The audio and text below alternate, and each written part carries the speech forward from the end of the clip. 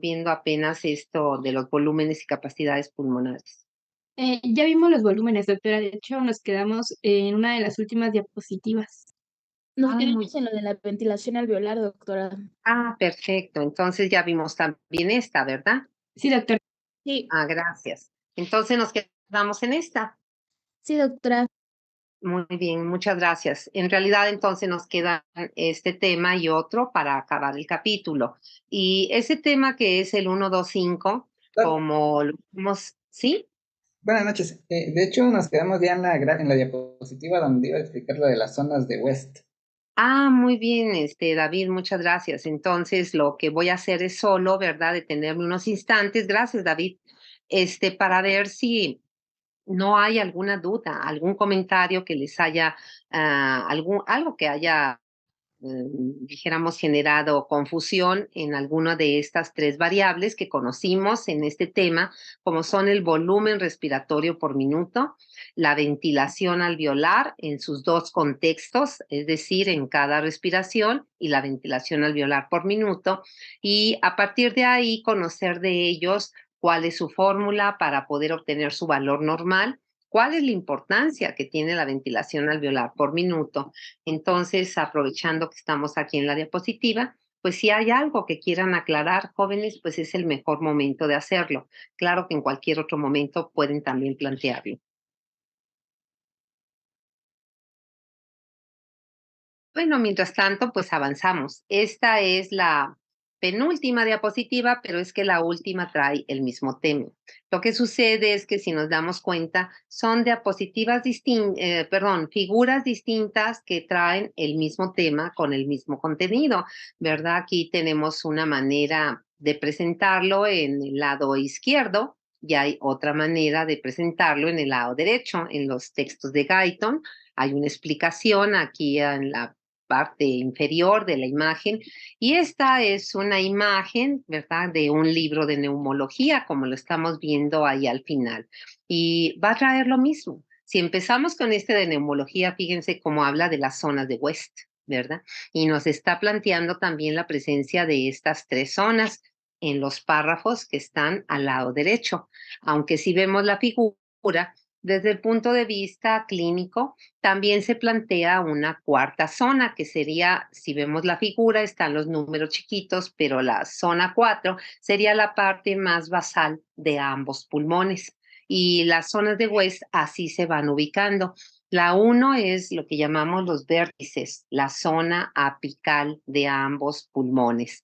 Luego la zona 2, ¿verdad? Es la zona, también vemos en la figura, de los ilios. Los ilios, la zona iliar, es donde entran los bronquios principales a cada pulmón.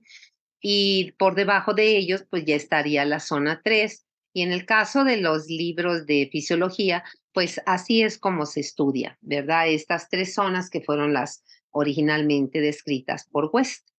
¿De qué es lo que se trata estas zonas de West? Pues como lo vemos en el título que tiene esta diapositiva, pues las zonas de West se refieren a la relación que hay entre lo que es la ventilación alveolar y lo que es la perfusión, que es el flujo sanguíneo a nivel pulmonar.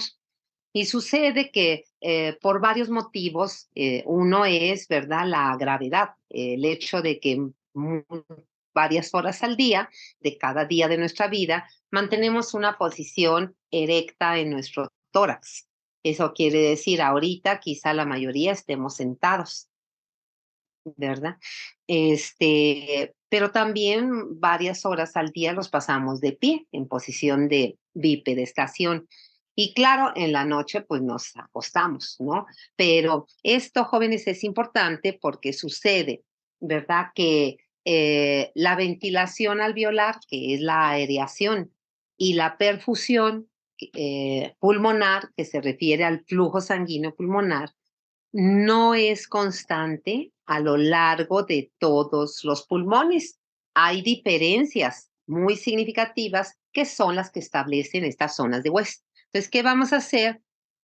Basarnos en las figuras, tanto la del lado izquierdo que está representando un pulmón, ¿verdad? En su figura general, como la del lado izquierdo, la del lado derecho, perdón, que solo nos está presentando un alveolo. De hecho, ese óvalo de la figura del lado derecho, pues es el mismo que está en el lado izquierdo, solo que acá está pues magnificado, ¿verdad? Y si se fijan, en el pie de figura viene una explicación. Y con rojo yo les puse, les remarqué qué es lo importante de cada zona. Pues tenemos la zona 1 y vamos a manejarla del lado izquierdo con esa comparación que se está haciendo entre tres presiones. Una, ¿verdad? Es la PA mayúscula, aquí sin presión alveolar. Si no quieren confundirse con la arterial, pues pueden ponerle PALB, tal y como está en la figura del lado derecho, ¿verdad? PALB o PA mayúscula es presión alveolar. Y si se fijan en la zona 1, que corresponde a los vértices de los pulmones, lo que decimos las zonas apicales, ahí con los signos mayor A, ¿verdad? Nos está diciendo que ahí la presión alveolar es mayor y luego viene la PA con letra minúscula que está representando a la presión arterial. Y nos dice que esta presión arterial es mayor que la PB, que es la presión venosa. Entonces, ¿qué sucede? Si vemos la figura esa del óvulo, pues está representando del óvulo, de más bien de la zona oval, ¿verdad? La zona ovalada. Ahí tenemos que